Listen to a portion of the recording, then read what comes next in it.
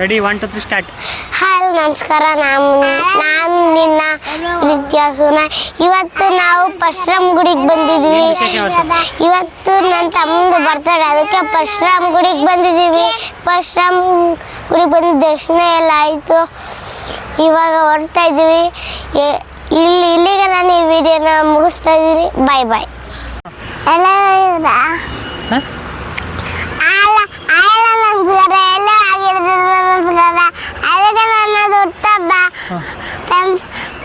Happy birthday.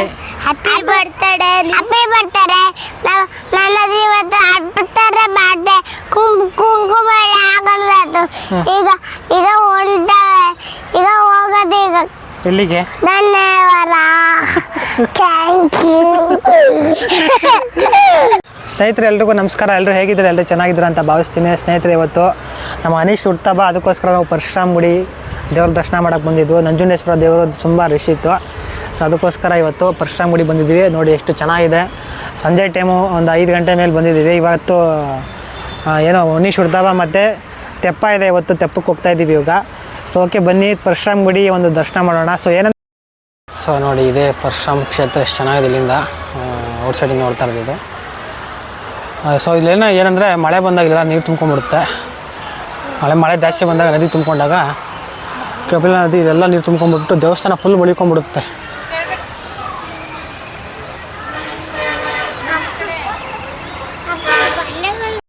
ಇವಾಗ ಕಟ್ಟಿರೋದು ನೋಡಿ ಎಷ್ಟು ಚೆನ್ನಾಗಿ ಕಟ್ಟಿದ್ದಾರೆ ಇದೆಲ್ಲ. ಇವಾಗ ಮೊದಲೆಲ್ಲ ಈ ಥರ ಇರಲಿಲ್ಲ, ಹಳೆ ದೇವಸ್ಥಾನ ಇತ್ತು. ಸೊ ಇವಾಗೆಲ್ಲ ರೀಓಪನ್ ಮಾಡಿ ಚೆನ್ನಾಗಿ ಕಟ್ಟಿದ್ದಾರೆ.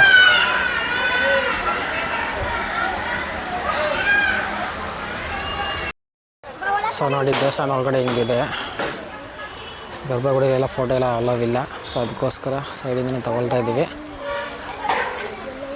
ಸೊ ಓಕೆ ಸುತ್ತಮುತ್ತ ಚೆನ್ನಾಗಿದೆ. ಸೊ ಓಕೆ ಬನ್ನಿ ಒಳಗಡೆ ಹೋಗೋಣ. ಸೊ ನೋಡಿ ಎಷ್ಟು ಚೆನ್ನಾಗಿದೆ ದೇವಸ್ಥಾನ. ಇವಾಗೆಲ್ಲ ನೀಟಾಗಿ ಕಟ್ಟಿದ್ದಾರೆ. ಸೊ ಆ್ಯಕ್ಚುಲಿ ಏನಂದರೆ ಈ ದೇವಸ್ಥಾನ ನೀರು ಬಂದರೆ ಇದು ಮುಳುಗೋಗುತ್ತೆ ಸ್ವಲ್ಪ. ಸೊ ಏನಂದರೆ ತುಂಬ ನೀರು ಬರುತ್ತಲ್ಲ, ಕಪಿಲ ನದಿ ತುಂಬ್ಕೊಂಡ್ರೆ ಎಲ್ಲ ರಿವರ್ಸ್ ಬಂದು ಇಲ್ಲೆಲ್ಲ ನೀರು ತುಂಬ್ಕೊಳ್ಳುತ್ತೆ. ಸೊ ಓಕೆ ಬನ್ನಿ ಒಳಗಡೆ ದೇವ್ರ ದರ್ಶನ ಮಾಡೋಣ ಇವಾಗ.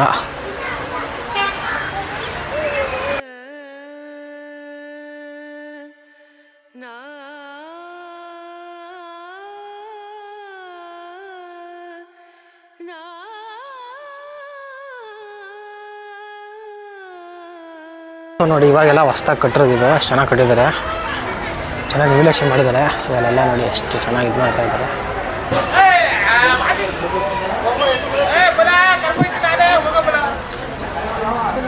ಪರಶುರಾಮ ಗುಡಿ ಕ್ಷೇತ್ರ. ಸೊ ಇದು ಪರಶುರಾಮ ದೇವಸ್ಥಾನ ಮೋಸ್ಟ್ಲಿ ನಾವು ನೋಡ್ದಂಗೆ ನಂಜನಗೂಡಲ್ಲಿ ಇರೋದು ಅಂತ ಅನಿಸುತ್ತೆ. ಎಲ್ಲೂ ಬೇರೆ ಕಡೆ ಇಲ್ಲ, ಆಲ್ಮೋಸ್ಟ್ ಇಲ್ಲೇ ಇರೋದು. ಚೆನ್ನಾಗಿ ಕಟ್ಟಿದ್ದಾರೆ. ಇವಾಗೆಲ್ಲ ಹೊಸ್ದಾಗಿ ಕಟ್ಟಿರೋದು. ಮೊದಲೆಲ್ಲ ಹಳೆ ಕಾಲದ ದೇವಸ್ಥಾನ ಇತ್ತು. ಸೊ ಇದು ಹೊಸದಾಗಿ ಇವಾಗ ರೆಗ್ಯುಲೇಷನ್ ಮಾಡಿದ್ದಾರೆ.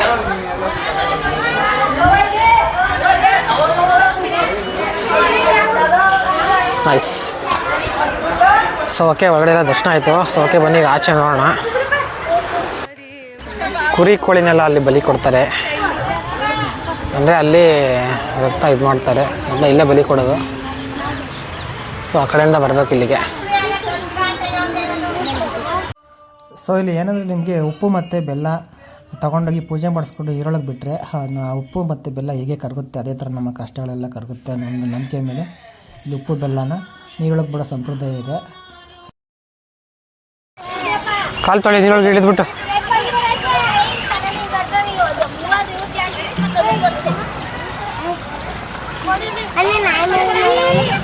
ಬಿಡಮ್ಮ ನೀನೆ ಬುಡ್ಸ ವರ್ಕಲ್ಲಿ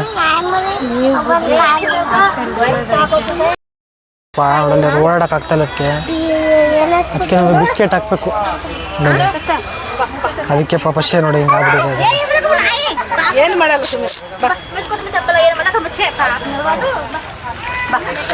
ಯಾರೋ ಗಾಡಿಯನ್ನು ಹರಿಸ್ಬಿಟ್ಟಿದ್ದಾರೆ ಪಾಪ. ಅದಕ್ಕೆ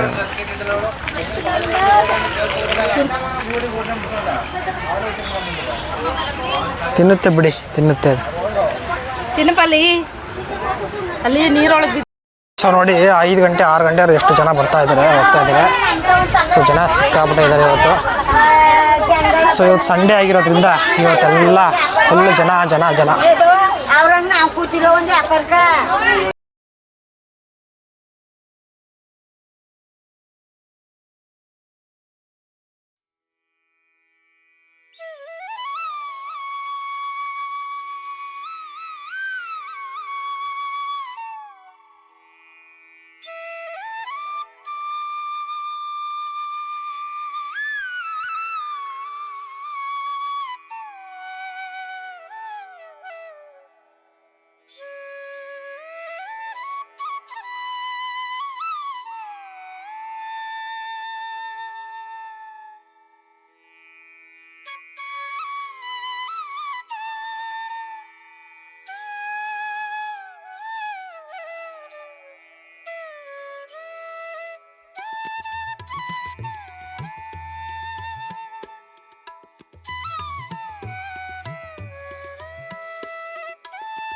ಸೊ ಇನ್ನೊಂದು ಏನಂದರೆ ಇಲ್ಲಿ ಎಲ್ಲ ವಾರನೂ ನಿಮಗೆ ಕುರಿ ಕೋಳಿನೆಲ್ಲ ತಂದು ಇಲ್ಲಿ ಪೂಜೆ ಮಾಡಿ ಕಟ್ ಮಾಡಿ ದೇವರಿಗೆ ಒಂದು ಅರ್ಪಿಸ್ತಾರೆ ಇಲ್ಲಿ. ಅಂದರೆ ಪರಶುರಾಮರಿಗಲ್ಲ, ಸೊ ಪರಶುರಾಮರ ಒಂದು ಆಯುಧಕ್ಕೆ.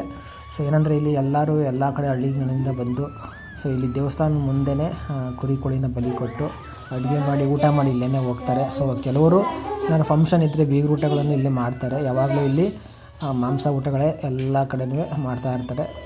ಸೊ ಇದೊಂದು ವಿಶೇಷತೆ ಇಲ್ಲಿ ಏನಂದರೆ ಇಲ್ಲಿ ಕುರಿ ಕೋಳಿ ಬಲಿ ಕೊಡ್ತಾರೆ. ಶ್ರಾವಣದಲ್ಲಂತೂ ತುಂಬ ಜನ ಬರ್ತಾರೆ. ಸೊ ಆಗಲೂ ಸಹ ಕುರಿ ಕೋಳಿನ ಬಲಿ ಕೊಡ್ತಾರೆ ಇಲ್ಲಿ. ಸೊ ಇಲ್ಲಿ ಅಡುಗೆ ಮಾಡಿ ಊಟ ಮಾಡಿ ಹೋಗ್ತಾರೆ. ಸೊ ಇಲ್ಲಿ ಅಡುಗೆ ಮಾಡಿ ಊಟ ಮಾಡಿ ಹೋಗೋದೇ ಒಂಥರ ಚೆನ್ನಾಗಿರುತ್ತೆ. ಸೊ ಹಾಗೇ ದೇವಸ್ಥಾನದ ಯಾವುದೇ ದೇವಸ್ಥಾನಗಳಲ್ಲಿ ಅಡುಗೆ ಮಾಡ್ಕೊಂಡು ಊಟ ಮಾಡ್ತಾರೆ, ಅದು ಟೇಸ್ಟೇ ಬೇರೆ. ಸೊ ಬಂದು ಇಲ್ಲಿ ತುಂಬ ಗಲೀಜೆಲ್ಲ ಆಗಿರುತ್ತೆ. ಸೊ ಎಲ್ಲ ಕ್ಲೀನ್ ಮಾಡ್ತಾರೆ. ಸೊ ಓಕೆ ನೋಡಿ, ಸಂಜೆ ಟೈಮ್ ಎಷ್ಟು ಚೆನ್ನಾಗಿ